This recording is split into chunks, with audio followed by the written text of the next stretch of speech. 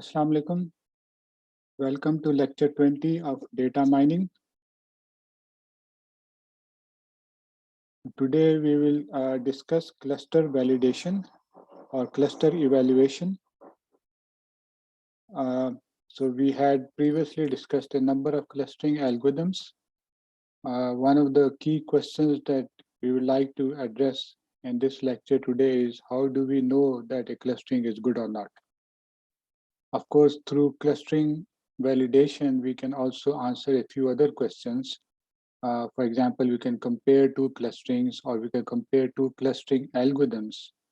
We can also, for example, decide on some hyperparameters of the clustering algorithm like the K, which is the number of clusters that we should adopt or select in a particular clustering algorithm.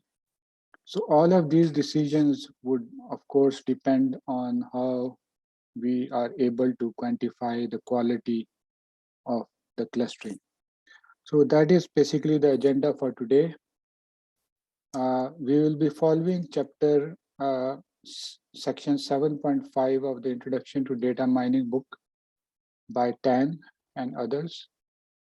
Of course, clustering validation is also available in the main textbook, Data Mining Concepts and Technique, but we will be following the intro to DM book more closely.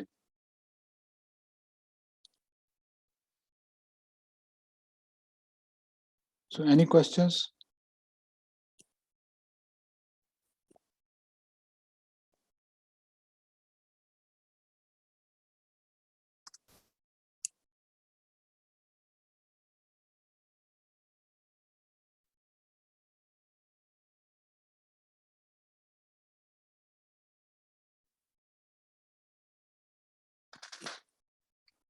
Okay, so no questions.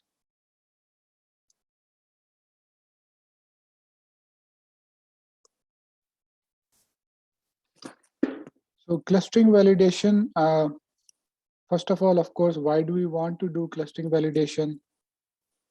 Because we would like to know how clusterable a particular data set is, which is sometimes also called clustering tendency. So as I will talk about shortly, even if you have almost random data with no structure in it, if you apply a technique like k-means, it will still output some clusters. So obviously those clusters are not natural clusters. Those are just made up by the algorithm almost randomly. So we need to know whether clusters actually exist in the data set. So that's clustering tendency. And to do this, of course, we'll need to somehow quantify the quality of the cluster that we have found. Then, of course, comparing two clusterings.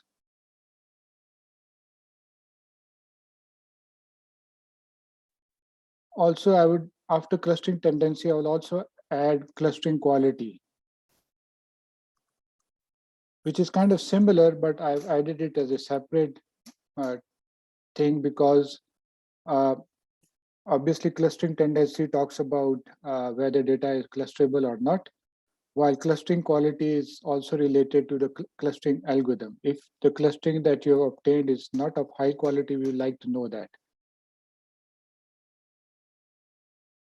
So comparing two clusterings and also comparing two algorithms. And then, as I mentioned earlier, maybe decide on some hyperparameter.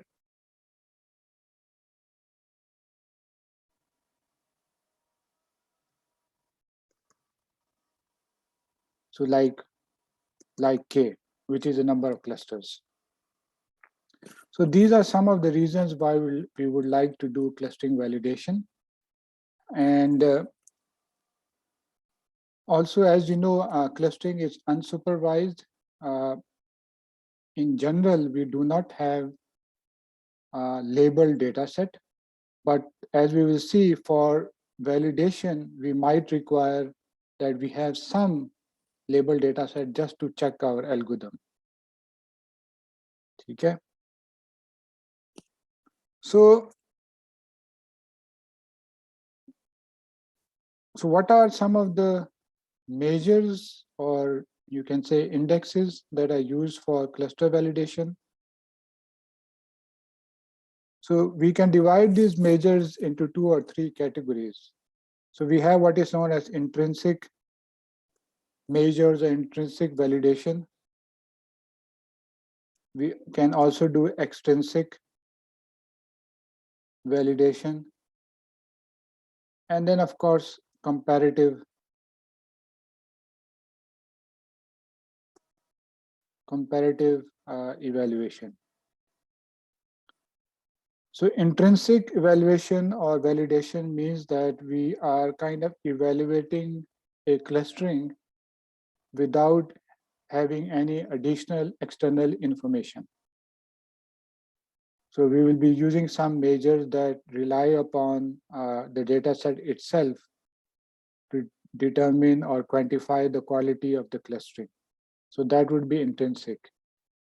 Extrinsic would mean that we do have some external information, and usually that external information is in the form of some labeled data set. And then we kind of evaluate our clustering with respect to that, you can say, true labels that are available. And as we will see later on, extrinsic evaluation thus becomes very similar to evaluating classification. So in classification, of course, also we have labeled examples or data set available with us. And then, of course, comparative evaluation, we will like measures that we can apply to 2 clusterings, and it will tell us which one is better than the other.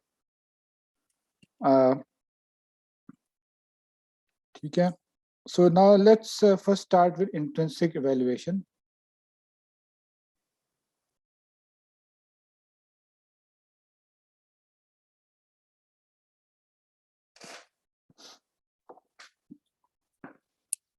So as the name suggests, intrinsic evaluation is done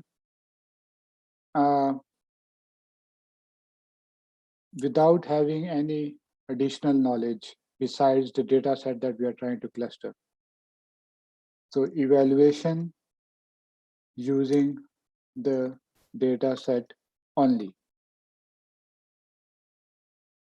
No external knowledge is available.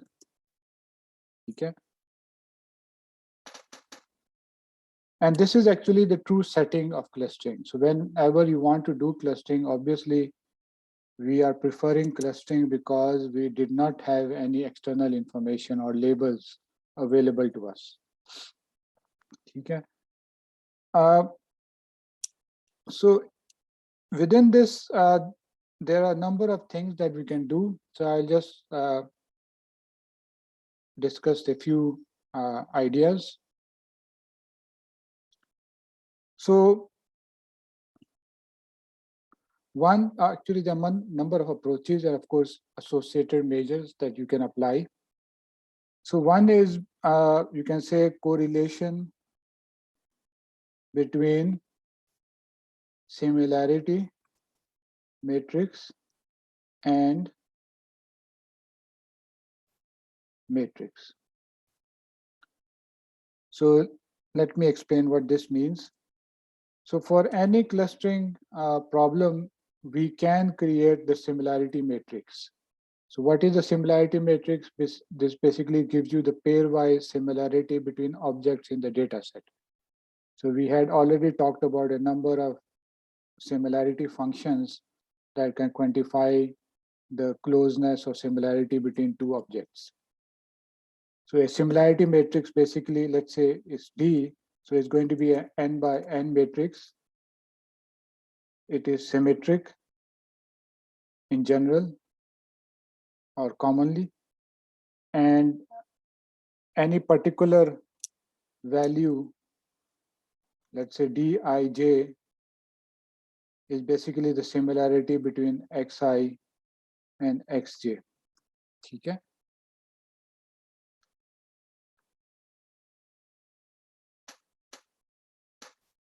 And this similarity, as I mentioned, is computed using some similarity function, or sometimes this similarity matrix is defined by human experts also. Maybe you can ask human expert to quantify the similarity between objects, and that quantification can be filled into a matrix. And usually this is the starting point of any clustering algorithm, as we have seen already. So in k-means, in BERT, for example, or in DBSCAN, this is either used explicitly or it is used implicitly. Implicitly through, let's say, knowing the similarity function. So this was the similarity function or matrix. And then we have C, which is the clustering matrix. And this is also n by n. So what is the clustering matrix? Clustering matrix is obtained after you have clustered the data. Okay?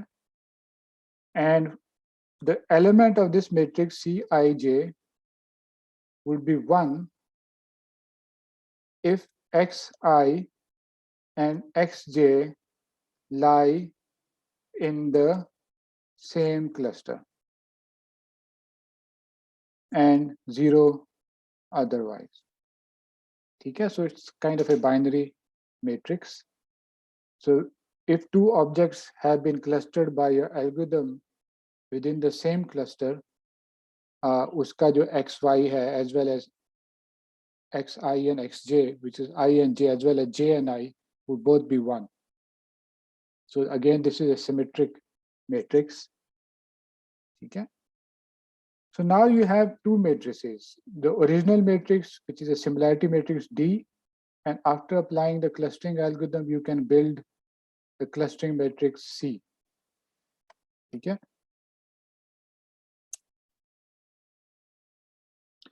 So based on this, you can compute some measures of effectiveness of the clustering algorithm. So as I had mentioned earlier on, so you can compute the correlation between D and C.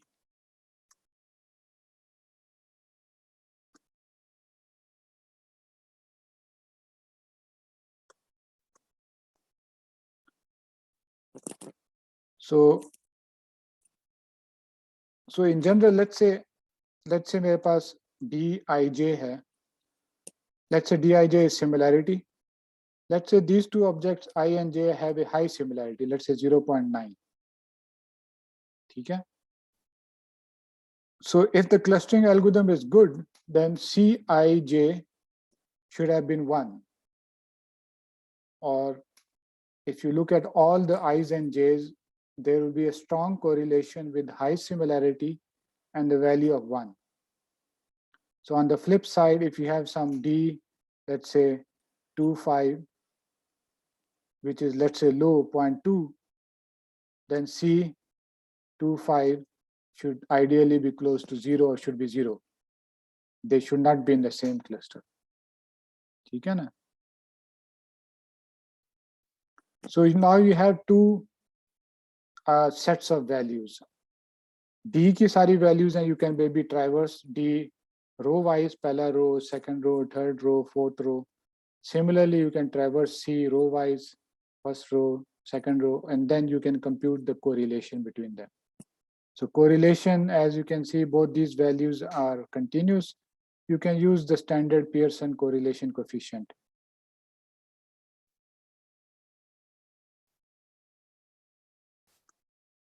Okay? So this would give you a value.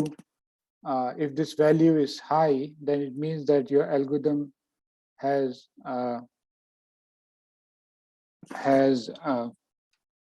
done a good job of the clustering. Okay. So in other words, this measure would quantify the quality of your clustering. The higher this measure is, the higher this correlation, it essentially means that the better is the clustering. So let's say you have random data. ठीक है. So random data में D would have almost random values. ठीक है. Similarity between any 2 points would be wouldn't have any structure. And let's say you apply the k-means algorithm. K-means algorithm would give you a clustering. Let me just show you that.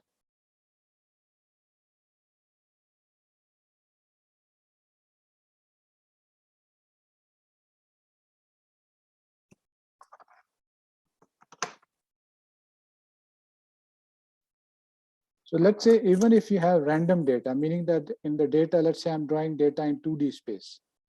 Let's say आपके पास uniformly distributed data है. So as you can see, you do not see any high dense regions. But if you apply k-means on this data and set, let's say k is equal to 2, it will give you some groupings. In objects of group कर देगा, कुछ outliers हो जाएंगे, it will give you 2 groupings. ठीक है? Similarly, if you run the k-means algorithm, again, it might give you other groupings. Of course, it depends on the initial starting partitioning. If you run it again, maybe कुछ इस तरह की clustering आपके पास आ जाए. So all of these clusterings would not relate very strongly to the original similarity matrix. Remember, similarity matrix is pairwise similarity, and that is more or less random. और जब आप उस random को clustering algorithm पे गुजारते हैं, it groups them. और groups के अंदर भी obviously those objects are random. ठीक है? So the correlation then between D and C would be low. ठीक है?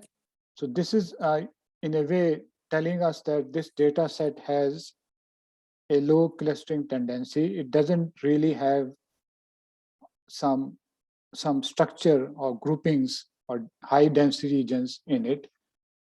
The algorithm has simply grouped them arbitrarily. And if you run that algorithm multiple times, you might get different groupings. And for all of those groupings, the correlation between D and C would be low. So if that is the case, then obviously you know that your data set does not have inherent clusters within them.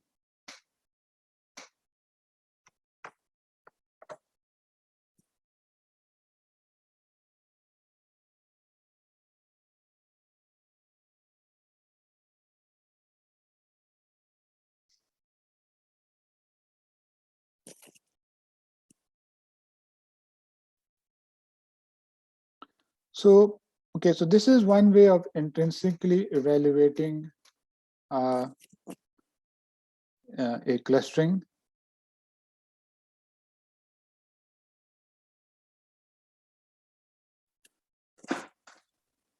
So another way is based on some cost function or objective function, or you can say loss function. And we had explicitly used such functions in some of the algorithms.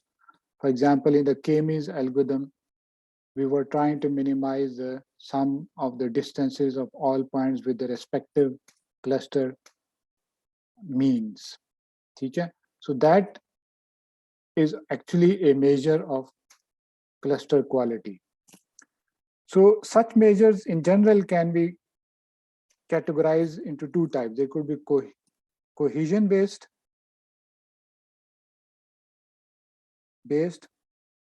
or separation based, or they can also be hybrid actually. Okay?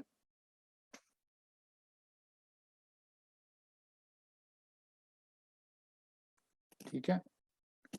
So what is cohesion? Obviously, as the name suggests, this measure kind of quantifies the cohesion, or you can say the closeness of objects in the clustering. And on the flip side, separation is kind of quantifying how different objects, how objects in different clusters are separated, separation. So the simplest measure of cohesion is, we have already looked at that, So basically it's the sum for all the objects I, and actually let me write the same formula, I, K,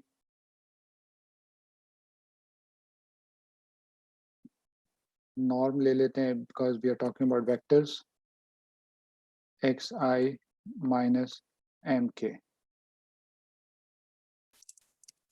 So this is an example of a cohesion measure, cohesive measure. And for cohesive measures, smaller values are better. Okay.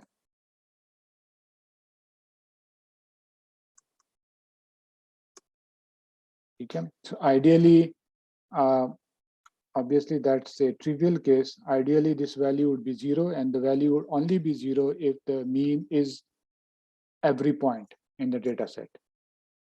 Okay. But in general, for any number of clusters k, which is less than n, we will like this function to be as small as possible. So this function actually then kind of quantifies the cohesion or cohesiveness in the data set or in the clustering. So there are further ways of characterizing these measures, as you might see in the book as well. We won't go into that detail. So for example, this function measure that I wrote above is kind of proto. Remember, we had characterized clusterings as either prototype based, density based, graph based, and they could also be grid based and so on. So based on how you characterize your clusters, you can also define your measures accordingly. So cohesive measures can be based on prototype, which is a representative for each cluster A or multiple representative for each clusters. Graph based, meaning that you take all points, and density based, you are considering density as well. So you can have measures that are density based, you can have measures that are graph based, and you can have measures that are prototype based. So the measure that I wrote above is basically prototype based. So that measure is sometimes also called the sum of the squared errors, because we are computing the norm between x, each object, and the mean of the cluster to which it is assigned. So that distance is kind of an error. The greater the distance, the greater would be an error. Okay. So this is sometimes also called a sum of squared error.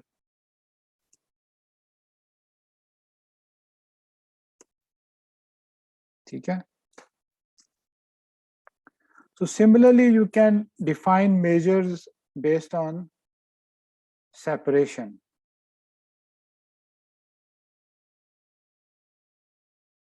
So measures based on separation, for example, could be, let's say if you're talking about prototype based, it would be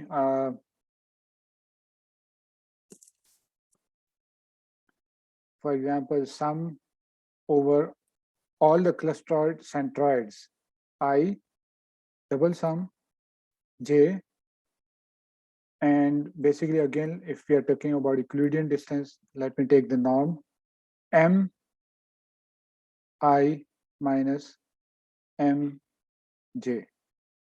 So m is actually the clustering centroid. So this is actually taking the sum of each point, each cluster's mean with every other cluster's mean. Okay? And this, as you can see, is a measure of separation. So the higher this value would be, the better is the clustering. Okay?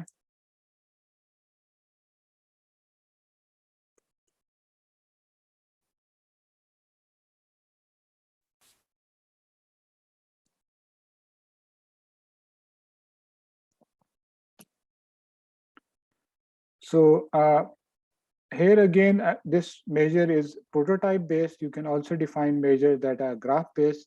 In graph based, we'll be considering all points. and looking at pairwise distances between the clusters. And for density based, we'll have measures that consider the density, which is also considering the volume in which a particular set of points lie. Okay. So whatever measure that you are using, then you can use it for comparison purposes. So if you have done two clusterings, and let's say if you're using cohesion, if one clustering gives you smaller value as compared to the other clustering, then the smaller value would be a better clustering. And if you're using a separation type of measure, then a higher value would represent a better clustering. So there are some measures that are hybrid that include both of these. And कुछ define किए हुए हैं in the book chapter, but I won't go into that. I'll talk about another briefly shortly, which is a silhouette coefficient, which is slightly different from this. But in दोनों की combinations भी you will find it in the book. And if you want to use them, you can use them.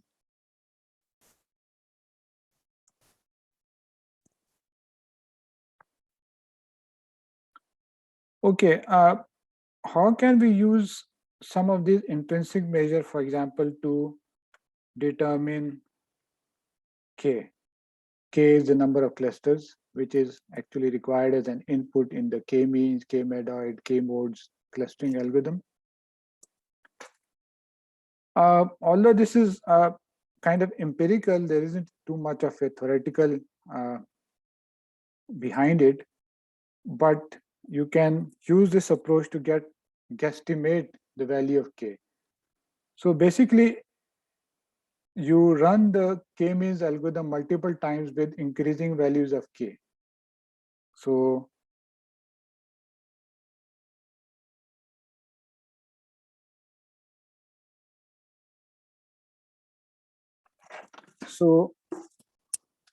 let's say if you plot on the x-axis K, number of clusters, and on the y-axis, let's say you have SSE. So if you increase K, in general, your SSE would decrease. Ideally, when you get K equal to the number of objects, SSE would become 0, right? So it will always be monotonically decreasing with increase in value of K. So you will have a curve something like this, okay? A decreasing value of SSE. So, but if you look closely at this graph, so I'm going to delete this, unfortunately, to draw it again. So I'm talking about the same graph. So if you look closely at this graph, so you might find some kinks in it. So let's say either jaake at this point, there is a change in slope. So this point, this K might be a good K or intrinsic K for this data set. So this is where the rate of change of SSE changed significantly, which means that maybe this number of Ks was a natural number of Ks for this data set. Okay? And of course, for any given data set, you might have multiple kinks. एक इधर kink आ गया, फिर इधर आ गया, फिर इधर आ गया. So you will have to decide based on your own judgment which K to select. But in general, the kink, it's kind of telling us that this is a point at which the number of clusters is kind of a natural fit, and after that, the slope has kind of reduced. Reduction in SSE has reduced with K. Okay? But this is sometimes challenging in practice because generally ये इतना smooth curve नहीं होता और कई दफा kinks आपको clearly नजर नहीं आते. So it doesn't work always, but this is a technique that you can try out to find the best K for a given data set.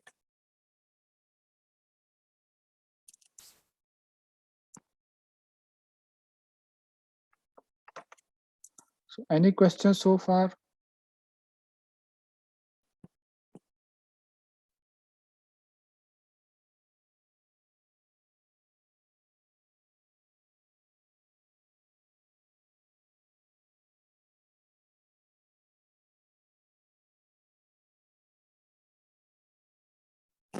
Okay.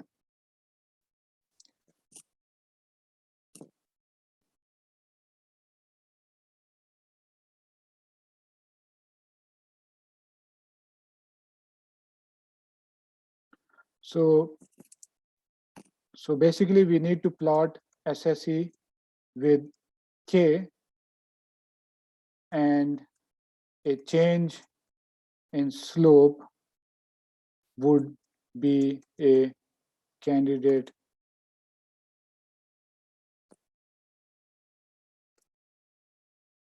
for, ठीक है?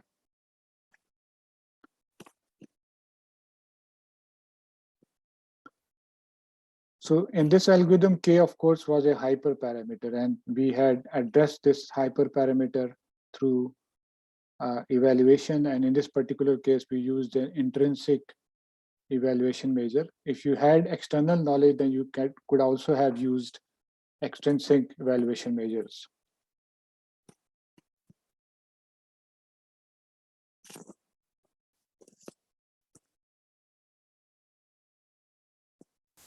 All right. So far we have talked about measures that were based on correlation, which were applied to the entire clustering. A clustering can consist of multiple clusters. We then talked about measures that were defined as functions, cost functions, and they could be cohesion-based, separation-based, they could even be hybrid.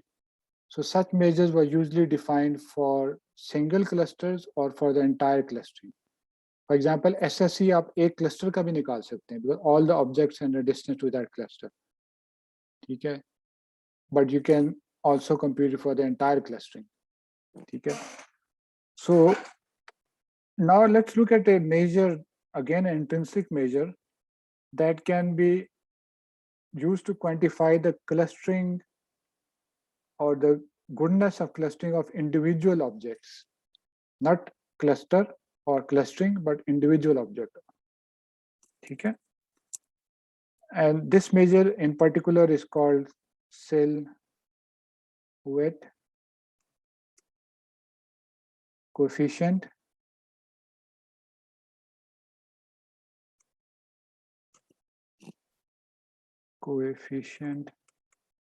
Okay?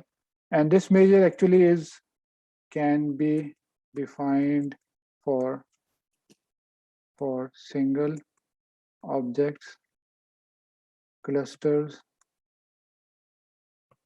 and entire clustering.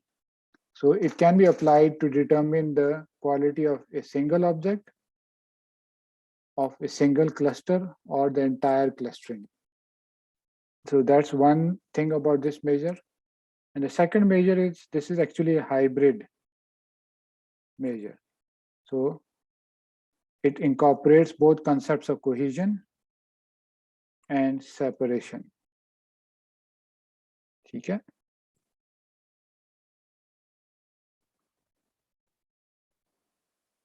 Of course, it's still an intrinsic measure. We do not have any external information.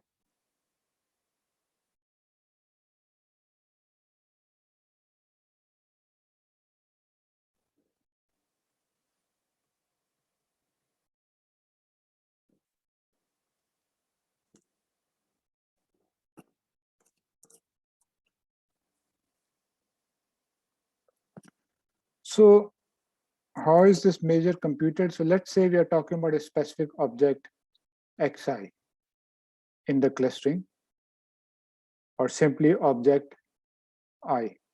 Okay? So for this object I, we compute two values. One is AI and the other is BI. What is AI?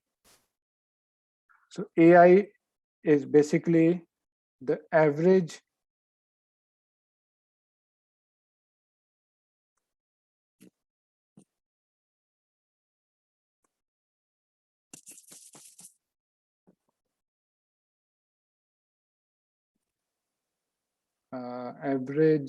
distance and distance. So dissimilarity, average distance of object object I with all other objects in cluster in the cluster that contains object I. ठीक है? So object I obviously belongs to some cluster. उस object I का distance with every other point in that cluster, of course, averaged. ठीक है? So Bi, so basic also an average distance, but it's actually a minimum of distance of I with objects in other clusters. ठीक है?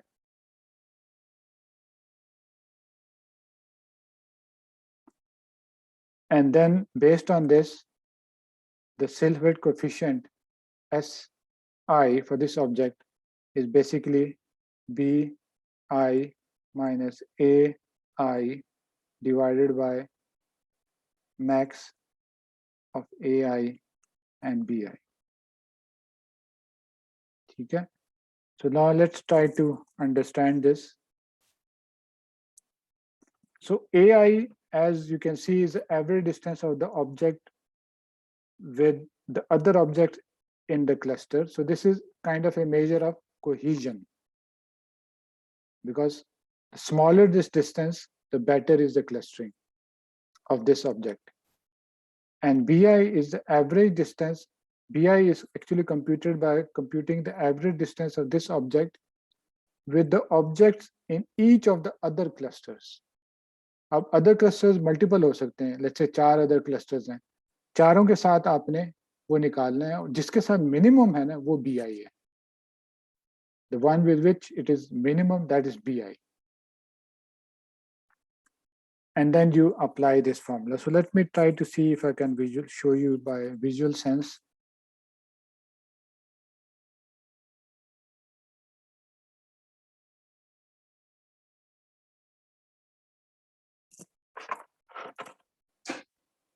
So let's say ये आपका एक cluster है, object I इधर है.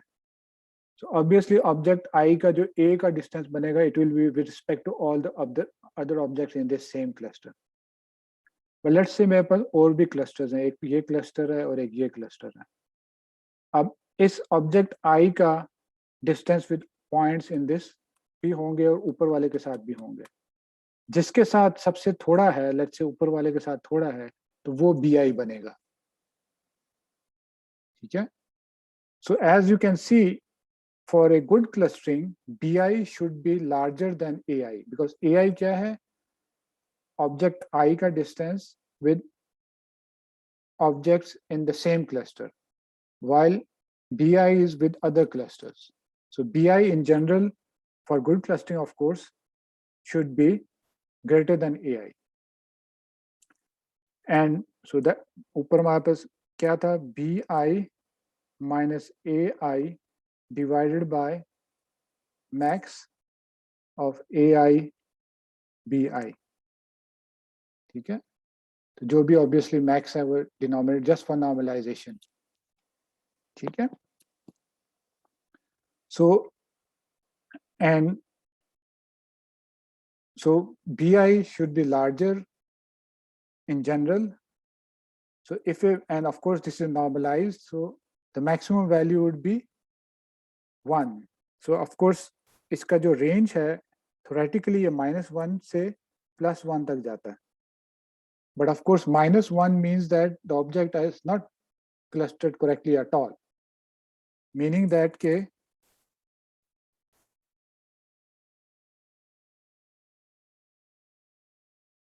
so for example मतलब आपका ऑब्जेक्ट आई इधर है, ठीक है, और इसको इस क्लस्टर के अंदर, इतना बड़ा क्लस्टर के अंदर क्लस्टर किया हुआ, उसका क्लस्टर सेंटर कहीं इधर है, it's very far away, and maybe एक और क्लस्टर इधर है. So this object I is actually closer to this than to objects in this cluster. So this would mean that it's not a good clustering. So this object has not been clustered well.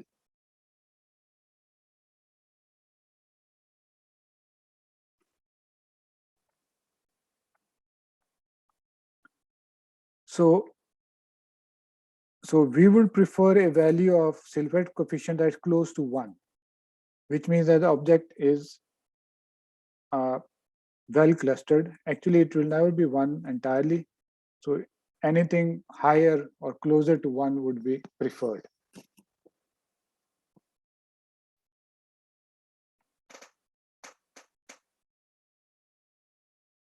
So this was the silhouette coefficient for one object. So you can actually combine all of the silhouette coefficients in a cluster or in a clustering to find the value for the entire set.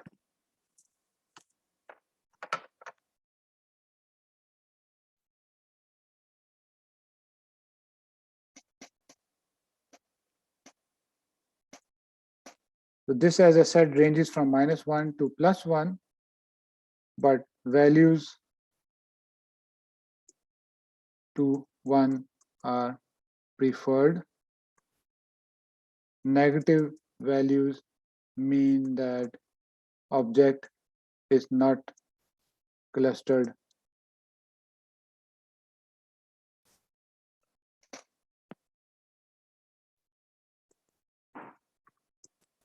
Okay? So negative value means that the object is closer to other clusters object than to its own cluster objects. Okay? So this was clustering for a single object. So you can easily compute the clustering for entire clustering. So let's say if you want to find the silhouette coefficient for the entire cluster C, okay? So you simply take the sum of all the objects in that cluster, and actually you take the mean actually of xi, okay? And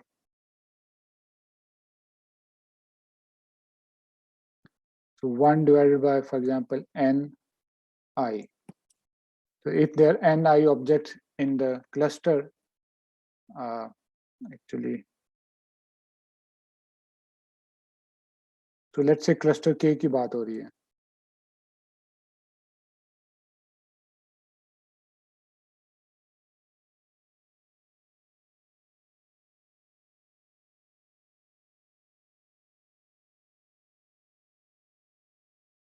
K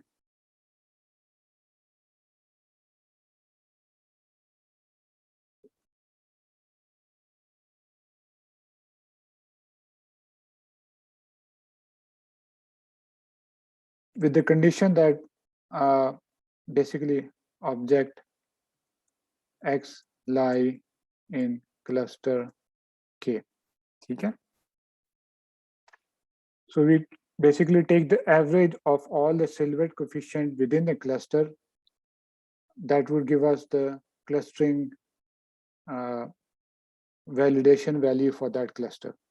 The smaller this value, the better is the clustering of the object in that cluster.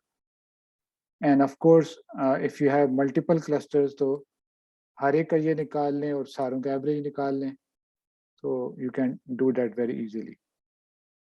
So this is for one clustering. For entire clustering, take the average for all clusters. ठीक है?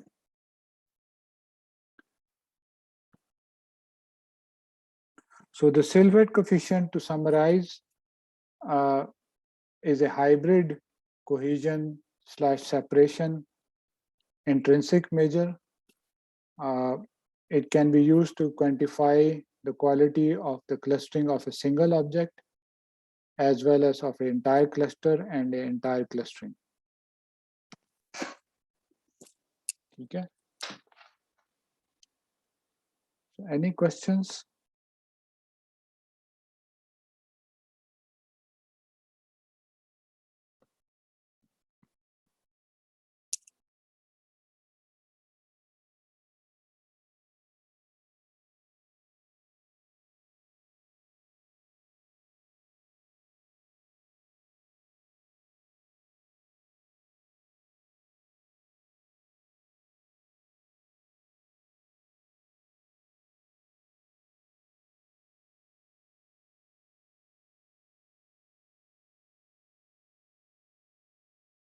So any questions?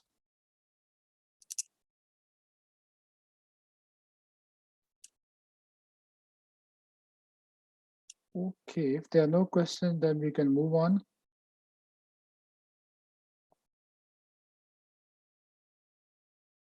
So let's talk about extrinsic evaluation.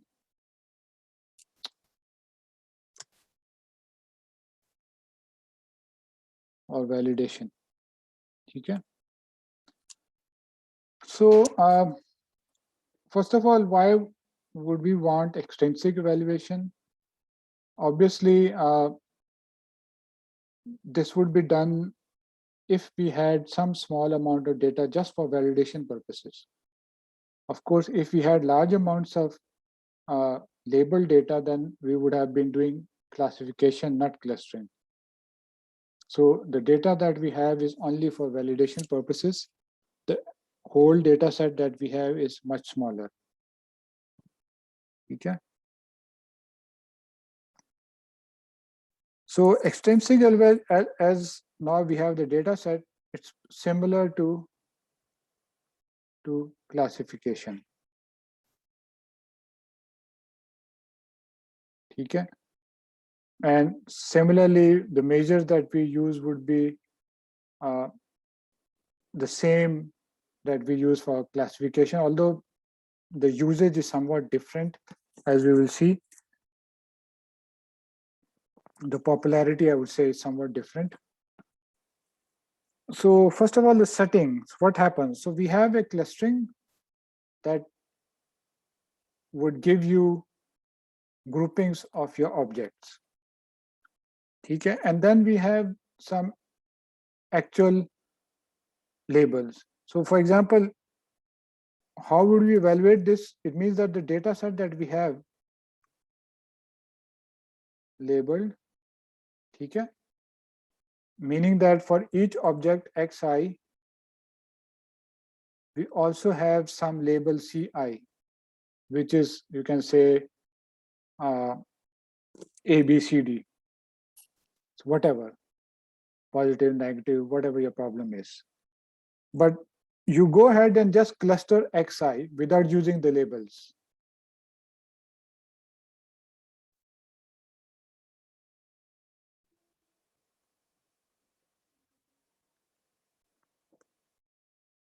So we have n objects, you go ahead and cluster xi without looking at the labels.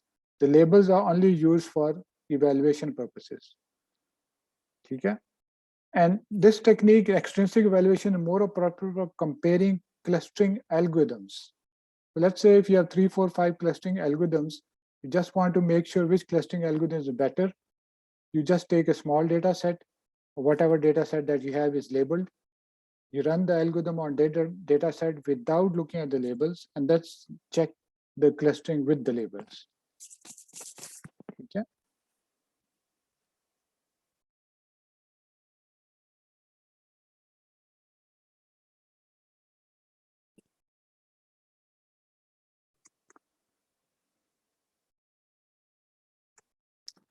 So now let's say you have a clustering, and then you of course also have the true labels. So based on this, you would then have to compute the performance of your clustering algorithm. So what I'm trying to kind of highlight here is to probably give an example.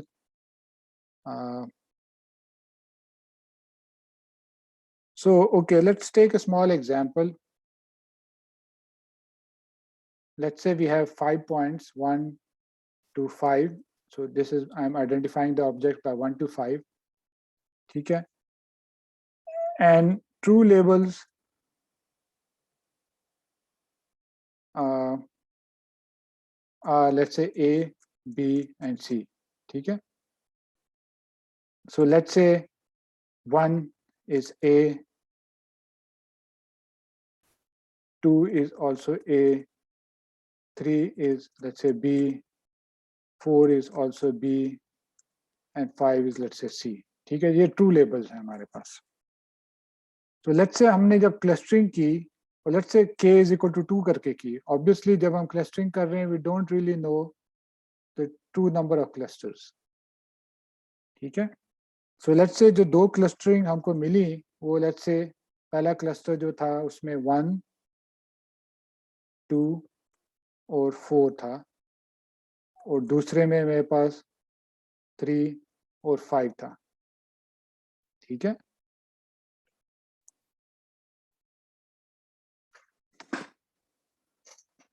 So now, based on this, so obviously if you look at the first cluster 1, 2 तो दोनों A हैं, 4 जो है वो B है, and if you look at the second cluster उसमें 3 जो था वो B था और 5 of course C था, ठीक है ना। So how do you evaluate or how do you quantify this? There are actually 2, 3, 4 measures, and I'll talk about the more popular measures in clustering first, and there are some measures that are directly related to classification, which we'll talk about later. The two more popular techniques that are used in clustering are entropy and purity.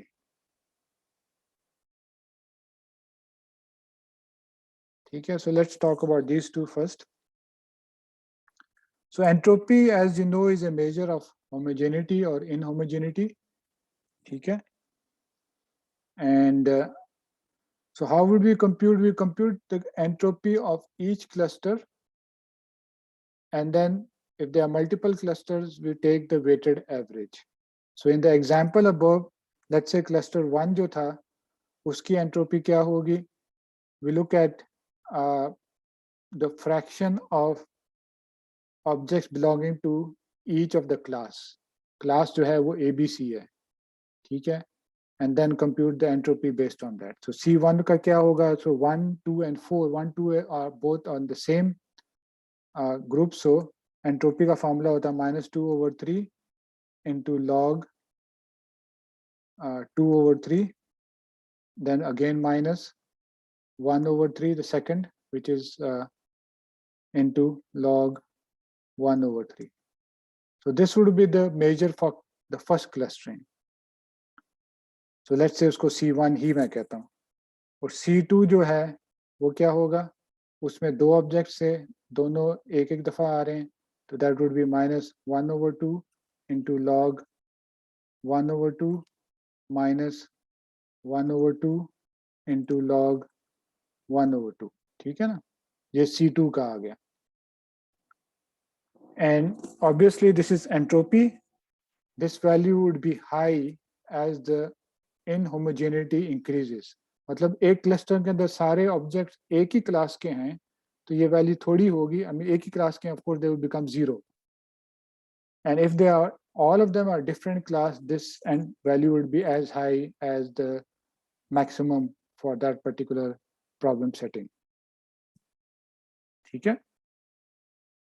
So ये entropy आपके पास cluster wise आ गई. Overall clustering का क्या होगा? Clustering का simply the weighted average. तो क्या होगा? पहले क्लस्टर में कितने पॉइंट्स थे? 3 over 5 into C1 plus 2 over 5 to C2. So this will be for the entire cluster.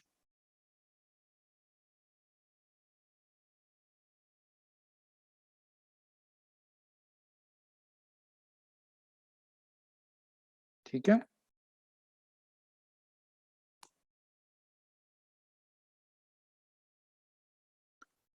So obviously smaller values are better. ठीक है? So it is entropy. So smaller values are considered better. And yeah, I mean that's pretty much it. So ये So 3/5 कैसे हुआ? जरा फिर से बोले.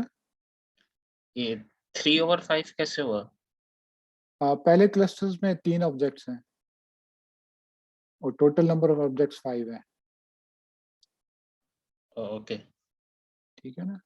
Wait किया है by the size of the cluster.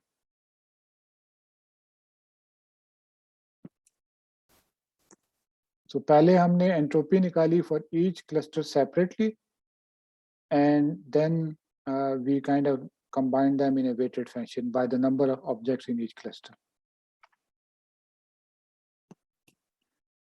So this pager is one of the most popular with, of course, purity. So the other measure is purity. Purity is actually related to this. So purity is basically the max proportion of objects in a given cluster. So for example, हमारा जो पहला cluster क्या था, 1, 2 और 4 था. तो इसके मैं 2 labels लिखूं तो क्या था, A और B था, ठीक है ना. So इसमें proportion of A कितना है, 2/3 है. Proportion of जो दूसरी class है वो क्या है, 1/3 है. Max क्या है हमारे पास, 2/3 है. So the purity for this cluster I is simply 2/3. So if a cluster is homogeneous, meaning that it has classes belonging to same, it has all objects belonging to the same class, then this would of course become 1. The purity is high, maximum of course is 1. But in this case, purity is 2/3. So similarly for purity for object 2,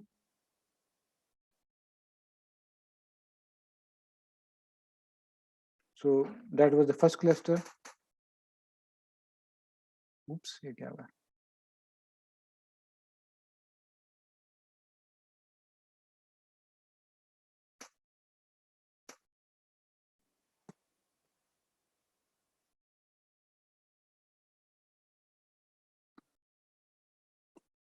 So P2 में आपके पास था, आपके पास एक था 3 और एक 5.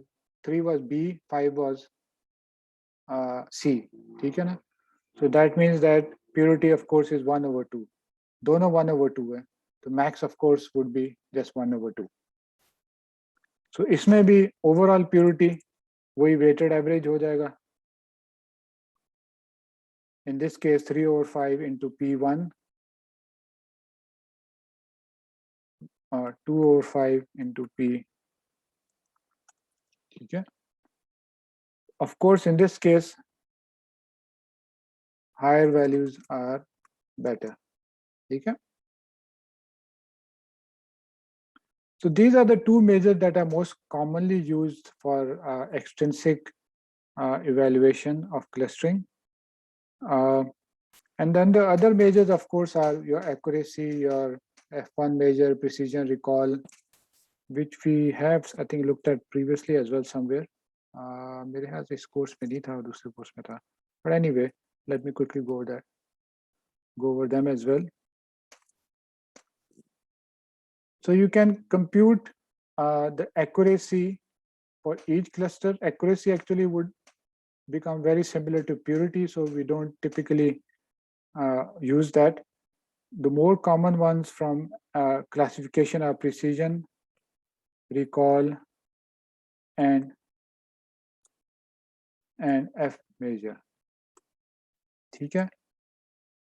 Now precision, recall, and F measure are usually class-based measures. So previously हमने हमारे जो measures थे purity और entropy, they were computed for whatever number of classes that we had.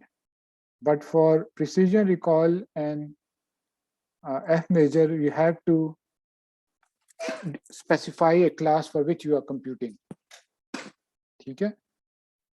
And of course, since if you have 3 classes, so 3 precisions की values होंगी. Of course, there are some ways of combining them as well. I think I won't talk about that. So 3 precision की values होंगी, 3 आपके पास recall की values होंगी, 3 F values होंगी, F measures होंगी. So let me quickly mention what it is. So let's say if we are trying to find the precision for A, class A. ठीक है?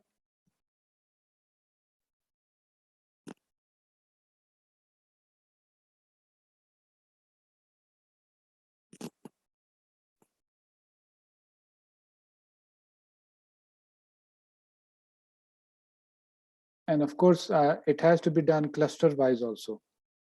So basically आपके पास precision A और C1, ठीक है। तो C1 में आपके पास लेट्स से A 2 दफा आया, तो टोटल हमारे पास रिट्रीवल्स कितनी थी, उसमें 3 थी, तो इसकी प्रिसीजन 2/3 होगी। तो रिकॉल इसी का A का फॉर क्लस्टर 1 क्या होगा,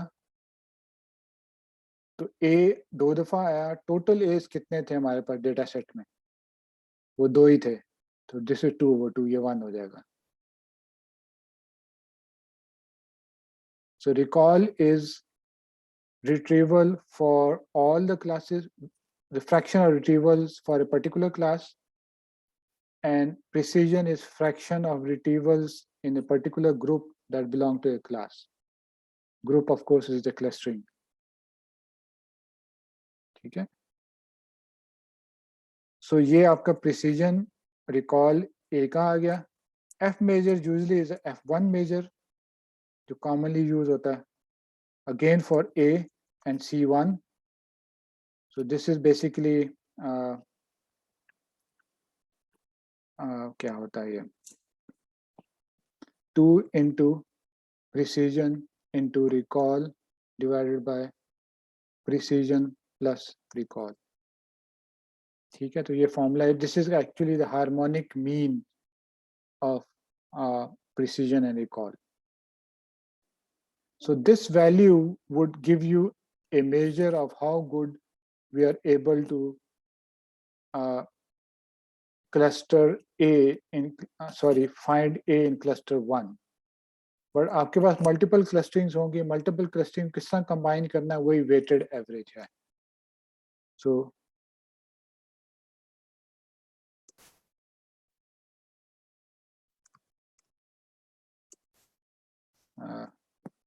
combining for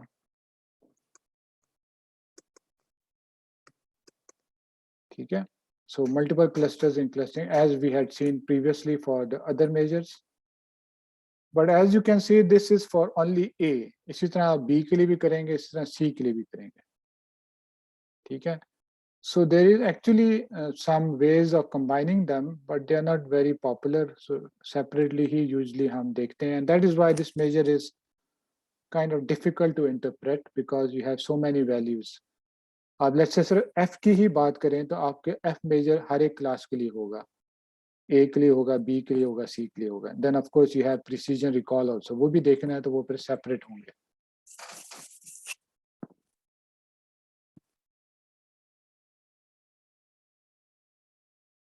So this is a extrinsic measure. There is one last extrinsic measure, मेरे ख्याल से आज ही खत्म कर लेते हैं before we don't want to repeat it again, which is similar to the correlation matrix, correlation measure that we saw earlier, but now we have external knowledge. So जैसे हमने पहले बताया था, हमारे पास D है, which is the similarity matrix, and then we have C, sorry,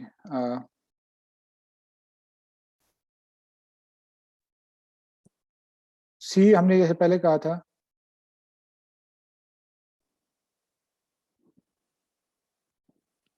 this is the clustering matrix, and then we have let me say T, the true clustering matrix. एक तो algo से डेवलप हुआ है, एक आपका true है। So for example हमारी case में जो 5x5 था, 5x5 का जो ट्रू मैट्रिक्स होगा वो क्या था, सो बेसिकली ट्रू मैट्रिक्स होगा कि if you talk about T, for example object 1 and 2 are in the same cluster. So for example T ij is 1 if object I and j have the same class, ठीक है। So for example T 1 2 would be 1 because, and of course T 1 3 would be 0.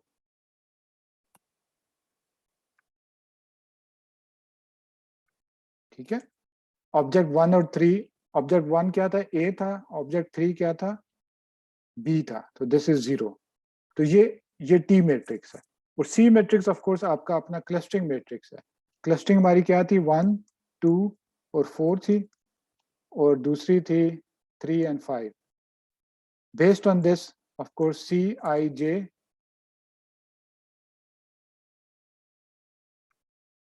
is 1 if object I and j are in same cluster and 0 otherwise. ठीक है,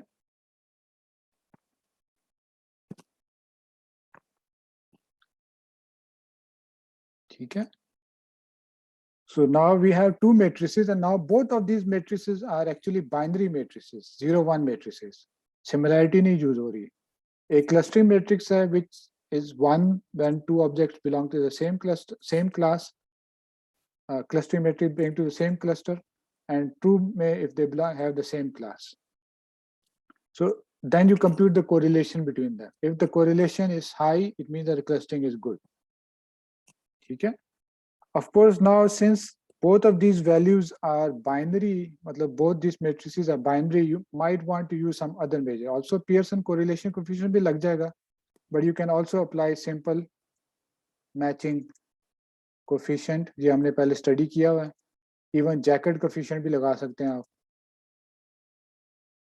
ठीक है? Because both these matrices are binary.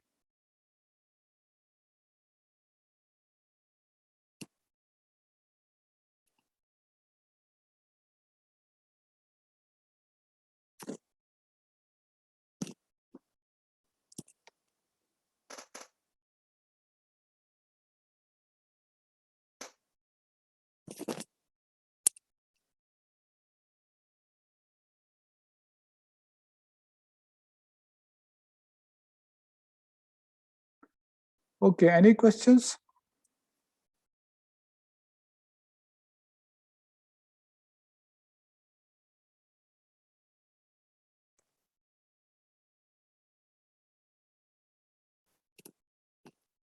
Any questions? So today we have completed the evaluation, and we have also completed the entire discussion on clustering. So in the next lecture, we will talk about outlier analysis, which is actually quite similar to clustering, but we might discuss one or two algorithms that are different, like the LOF and the autoencoder. And following that, we'll briefly talk about some couple of classification techniques, and then discuss how to handle spatial temporal data in data mining. We won't be able to discuss specific techniques in that category, because I think by that we will probably be at end of the semester. So that is basically the agenda for the rest of the semester. And we will have a quiz on Monday as well, as we had previously decided. That would be your 7th quiz.